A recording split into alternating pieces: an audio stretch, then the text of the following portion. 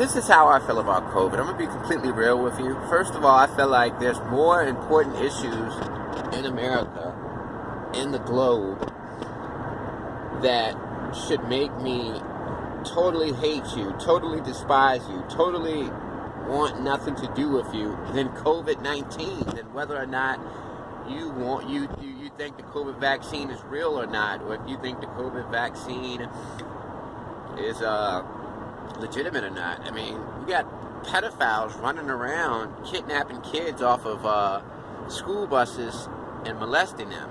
I mean, I think I'd rather disagree with somebody about that. You know, put a pedophile in front of me and I want to disagree with him about the things that he's doing.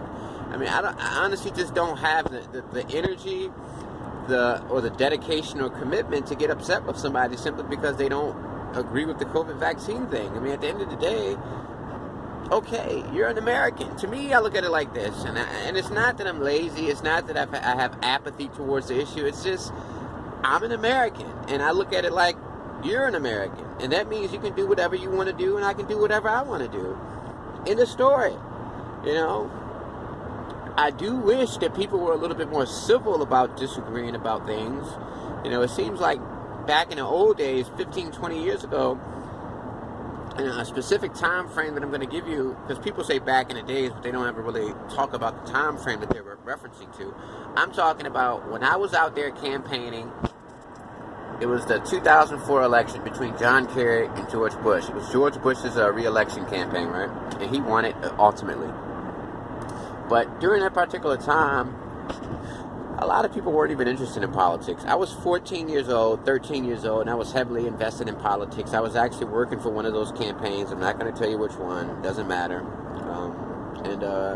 It was hard for me to get people. It was just difficult for me to find people who were engaged in politics who weren't old people. So now in 2022, I am surprised that so many people across the age spectrum are into politics now. It seems like the same people who are heavily into politics right now weren't into politics back then. And I think that's kind of odd, but at the end of the day, they're more engaged with what's going on in America, and I guess that's a good thing. I don't look at things as a negative, you know. But at the same time, I mean, I do understand that attitudes have changed about vaccines. I mean, you know, I don't know why. I mean, I can't pinpoint the exact time frame where people all of a sudden, well, a certain group of people all of a sudden decided that they don't believe in them. But I don't mind it, because at the end of the day, if you don't believe in vaccines, does that mean that you believe in pedophilia? Does that mean you believe in dating underage girls? Does that mean you believe in kidnapping babies and hanging them on trees? No. So I feel like this. I feel like Americans in general, we're all connected. We all have the same level of culture. We were raised in the same country. So even though we may have small differences, we still have ultimately the same culture. You know, we're all the same. We all have more that we agree on than what we disagree on. And I guarantee if they take you could be the most liberal progressive on earth, and if they put you in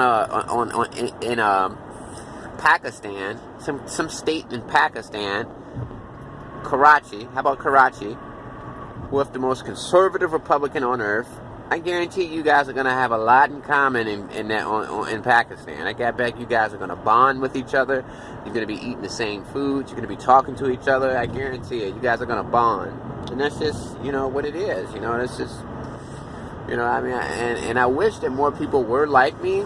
I mean, I understand that the people who do support vaccines say that the people who don't support vaccines are putting other people's health at risk. But at the same time, businesses are preventing that from happening. The way, from my vantage point, I'm seeing businesses actually put policies in place that make it difficult for somebody to not be vaccinated. So I would actually say that the people who are against vaccinations are on the losing end of that, you know. So, you know, but at the end of the day, well, basically my whole point of making this video is for you to understand that there are way more important issues in America at the moment that we should be fighting over.